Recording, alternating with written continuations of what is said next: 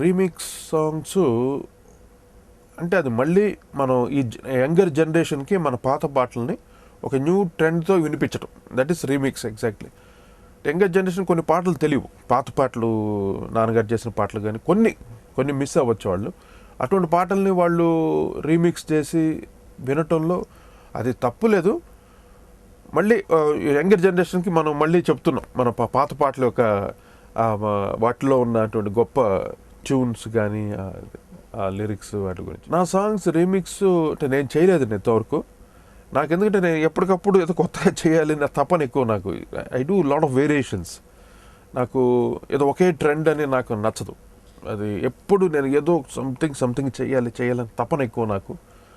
అందువల్ల even background score కానీ songs చేస్తున్నప్పుడు కానీ నేను పలానా పాట నా పాటే చాలా పాట హిట్ అయి ఉంటాయి, అదే పాటలా చేయమని కొంతమంది అడుగుతారు, కానీ నాకు అది నచ్చదు. అది ఏదో ఫ్రెష్గా చేద్దాం అనే తప్ప. కానీ that is right and actually ఒక పాట సూపర్ హిట్ అయిన తర్వాత అదే పాట కొంచెం లైట్గా దాన్ని కొద్దిగా అలా మార్చి కొడితే మళ్ళీ సూపర్ హిట్ అవుతుంది. అలాగే జరిగింది కొన్ని పాటలు కూడా నావే. అలాగా sometimes I will do like that. అంటే నేను చేసిన పాటలు అన్నీ నాకు ఆల్మోస్ట్ అన్నీ ఇష్టం అండి. చాలా ఉన్నాయి అలాగా. అంటే ఈ మధ్య అన్నీ నా పాటలు నేను వింటూ ఉంటే ఇది నేను ఎప్పుడు చేశానా అన్నటువంటి ఆశ్చర్యం కలుగుతుంది నాకు. అంటే ఆ రోజుల్లో అంత ఫుల్ స్వింగ్లో ఎరా అనమాట అది. కూర్చొని ఒక తపస్సులాగే కూర్చొని చేసేసాం. అది మామూలు ఒక అంటే కీర్తనలు రాసినట్టే అది. పాటలు ఎన్ని వేరియేషన్స్ తోటి చేశానంటే ఇప్పుడు నేను వింటూ ఉంటే ఇన్ని వేరియేషన్స్ నా మ్యూజిషియన్స్ ఎలా వాంచగలిగారు, నేను ఎలా రప్పించుకోగలను అని నాకు చాలా ఆశ్చర్యం వేస్తుంది అటువంటి ఆ పాటలు వింటుండేప్పుడు. ఓ ఎస్, డెఫినెట్గా that's what I'm doing now. ఇప్పుడంటే ఎనీ మ్యూజిషియన్ ఎవరు వచ్చినా కూడా నాకు ఎలా కావాలి నేను యూజ్ చేసుకొని ఇప్పుడు ఆల్మోస్ట్ ఆల్ నాకు నేనే చేసుకుంటున్నాను కొన్ని with my son is also helping out with me. అంటే టోటల్గా ఎలక్ట్రానిక్స్ వాటితో అంతా కంపోజింగ్ చేస్తున్నప్పుడు విత్ న్యూ ఐడియాస్ అన్ని. ఫస్ట్ ఆ లిటిల్ ఛాంప్స్ ప్రోగ్రామ్ చూసినప్పుడు అండి, పిల్లలు వీళ్ళేంటి పాడతారు అన్న ఒక నాకు ఏంటో సర్లే ప్రోగ్రామ్ ఏదో ఒప్పుకున్నాం అని నాకు పెద్ద ఇంట్రెస్ట్ ఉండేది కాదు. ఎప్పుడైతే చిన్నపిల్లలు వాళ్ళు ఎంచుకున్న పాటలు అటువంటి సీరియస్ సాంగ్స్, అంటే అటువంటి ఆ పాటలు అంటే నేను కూడా పాడలేను, సిన్సియర్గా నేను చెప్తాను, నేను కూడా పాడలేను.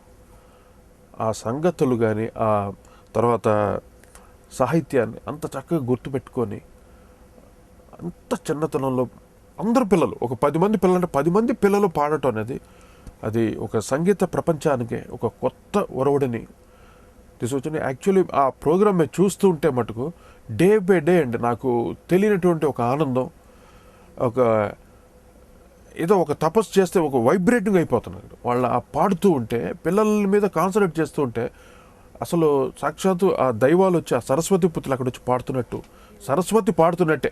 అంటే ఇప్పుడు పిల్లలు పాడుతున్నారు, ఇప్పుడు వాళ్ళు వెంటనే రేపు సినిమాల్లో హీరోయిన్లకి పాడేయలేరు.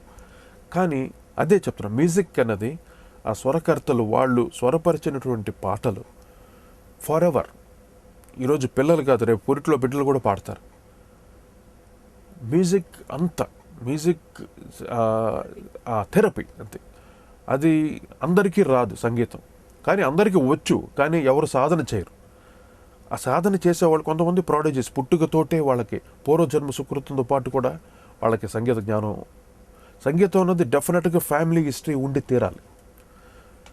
తాతగారికో వెనకాల ఎక్కడో పెద్దలకి ఎవరికో కొద్దిగానా ఇది ఉంటేనే కానీ పిల్లలకి సంగీతం అనేది రాదు.